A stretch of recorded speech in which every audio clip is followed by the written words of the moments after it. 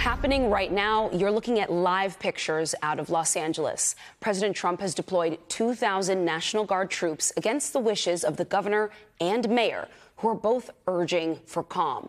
When Trump spoke earlier about the protests, he left open the possibility of invoking the Insurrection Act if things turned violent.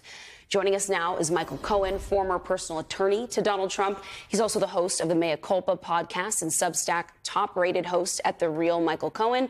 Laura is still here with us. Michael, thank you for joining the table tonight. You just wrote a piece, and I want to quote a bit from it. It's about what's happening, unfolding right now in Los Angeles. You say, "This isn't tough on crime. This is political theater, starring soldiers in camo and directed by a man who knows deep down that his grasp on power relies on suppressing yours." Why did you write this? I wrote it at 4:30 this morning, by the way, which is prior to, of course, all of this crazy. But here's my take on it. Why is it that this is happening right now? What's the reason that Donald Trump put out these 2,000 National Guardsmen?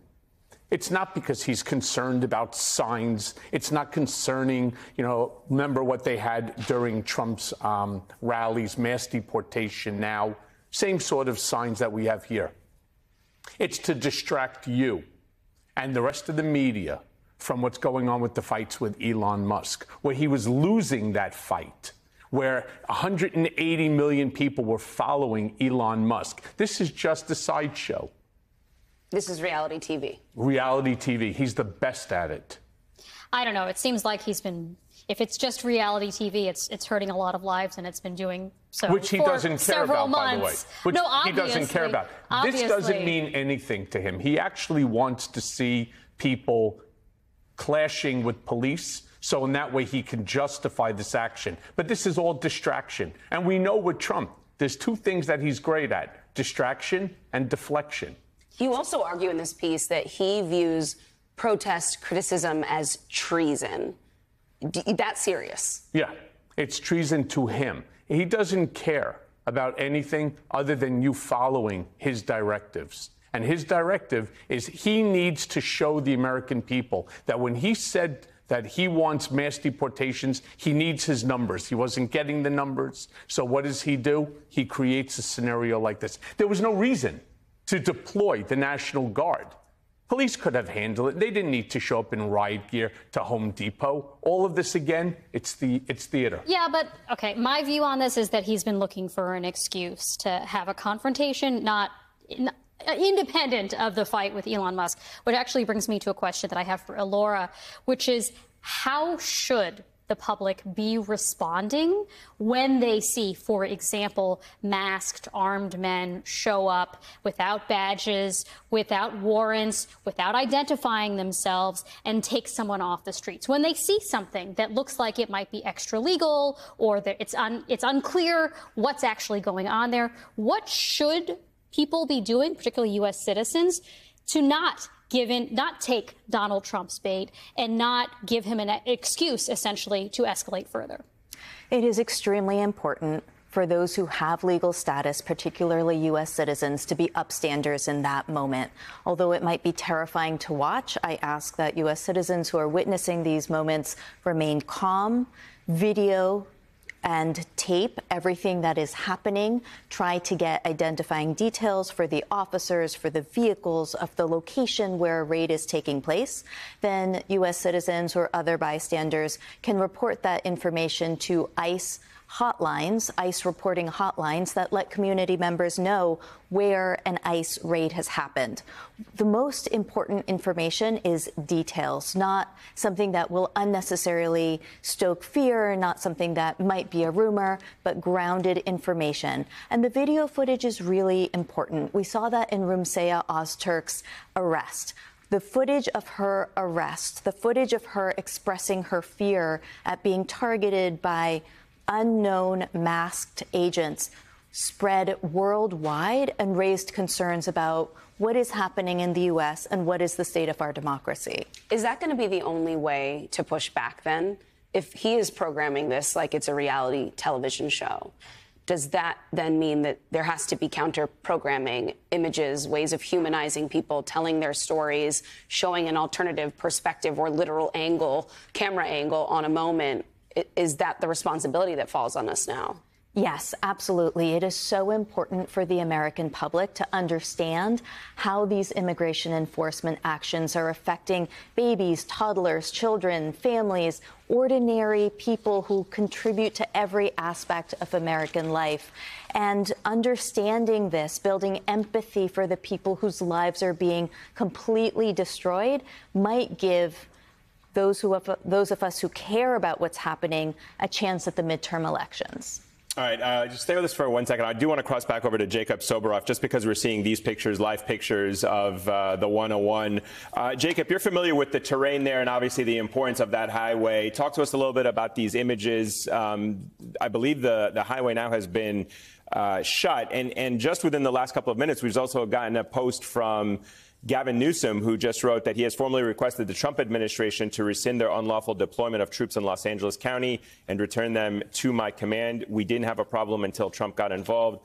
This is a serious breach of state sovereignty, inflaming tensions while pulling resources from where they're actually needed. Rescind the order, return control to California. You're correct, Ayman. Those pictures that we are looking at as Governor Newsom issues this statement is the 101 freeway.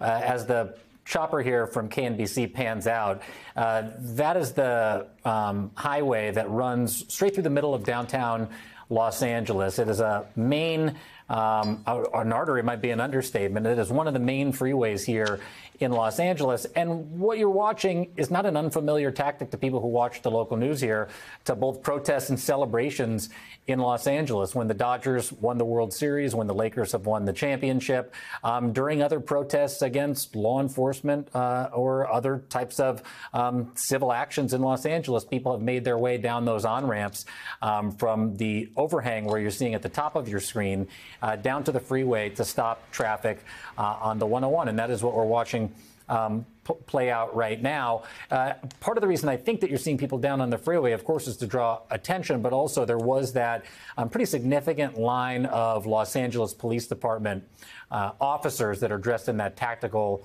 or riot gear up in the top left portion of your screen, and they're blocking Alameda Street. There's many black and white Los Angeles Police Department vehicles you can see there. And where those black and whites are at the top left of your screen is about where the entrance to the Metropolitan Detention Center is. It's where I was if you were watching All In with Chris Hayes on Friday night, as that protest rounded that corner and headed into downtown Los Angeles. It's also exactly where those black and whites are. There is a roll-up gate, metal gate, that ICE uses to bring people in and out of the detention center there. Again, that building is known as the Metropolitan Detention Center. It's a federal facility run by the Bureau of Prisons, but ICE will and has been known to detain people that are picked up in its operations there. So what you're seeing is both the Metropolitan Detention Center, a very heavy local police presence by the Los Angeles Police Department because the MDC is in the city of Los Angeles, so it's their jurisdiction. And then the protesters, some of whom I assume had been up by the MDC, now forced out because of that line that's set by the LAPD. And they have moved down onto the freeway, which if you've ever been to L.A., you know that's going to be one heck of a traffic jam, but it's also a dangerous situation in all seriousness because those people are down there and there are a lot of people in cars trying to get to wherever they're going on this Sunday afternoon in Los Angeles. Jacob, let me ask you a tactical question based on the operations that have happened in other cities and what we're seeing here. Tom Homan told you last night, I believe it was, that enforcement operations in Los Angeles are going to continue. Correct me if I'm wrong. What we've seen in other cities is when situations begin to heat up, the ICE raids actually slow down and they move on to another city. I mean, this started a couple of months ago where it was pretty intense in Chicago. You mentioned the raid in Nashville. We're seeing it now in Los Angeles. But realistically, from a tactical point of view, how can an ICE operation in a city like Los Angeles continue when sentiments and tensions are running this high and you have one of the major freeways disrupted? In secret is the answer, Ayman. And that's what Mayor Bass told me when I spoke to her on the phone earlier. I asked her if she had any understanding or acknowledgement or heads up about the operations that ICE had conducted over the course of the last couple days. She didn't, nor did Governor Newsom's office when I was speaking to them yesterday around the time that I interviewed Tom Homan. They go out and they do these raids, when they can and without. I think it's, again, important to underscore the local law enforcement in these cities, at least in Los Angeles, the LAPD, who you're looking at on your screen, and the Los Angeles County Sheriff's Department that polices the much larger Los Angeles County. LA City's got 4 million people. The county's got 10. The city sits within the county. And the Sheriff's Department polices a lot of the unincorporated cities. There's many cities, I think 88 in LA County, but there's a lot of unincorporated parts of Los Angeles County as well. Neither the Sheriff's Department nor LAPD participates in those immigration enforcement raids. So if they were to continue, this is just an educated guess. My guess is that they would happen without the knowledge of the local law enforcement. And move forward in areas that, as you said, probably are not filled with protesters. What is in the area of these protesters, though, is the National Guard that has been deployed to protect that Metropolitan Detention Center because ICE is inside that building. One other thing I just want to point out, I think that I saw, Ayman, the California Highway Patrol, they have their own set of black and whites. They're in charge, their jurisdiction, and they are under the direction of the governor, is the highways that go through California. And so if you do see a police presence down there on the 101, most likely that would be the Highway Patrol while the LAPD maintains their positions up above. And from my vantage point right now, again, we have no reason to call this a riot. We have no reason to call this violent. Many of these protesters started peacefully earlier today in Mariachi Plaza in Boyle Heights, the historic center of immigrant life in Los Angeles, where at one point it was a Japanese-American community, a Jewish-American community, and today is known for being a largely the center of Mexican-American culture in Los Angeles as Sunset Boulevard turns into Cesar Chavez Boulevard and stretches towards East Los Angeles. This is a moment in Los Angeles history, and in 2005, 2006, we had 500,000 people on the streets in what was called the Gran Marcha in support of comprehensive immigration reform during the first Bush administration. By no means are these protests as large, and we've seen large protests in support of immigrants' rights in Los Angeles before, but there's something about this moment that feels like it's the next chapter in the history of that story that is sort of unfolding before our eyes. Jacob, thank you. Our panel's going to stick around. We're going to continue to track the breaking news out of Los Angeles and bring you the latest after this quick break.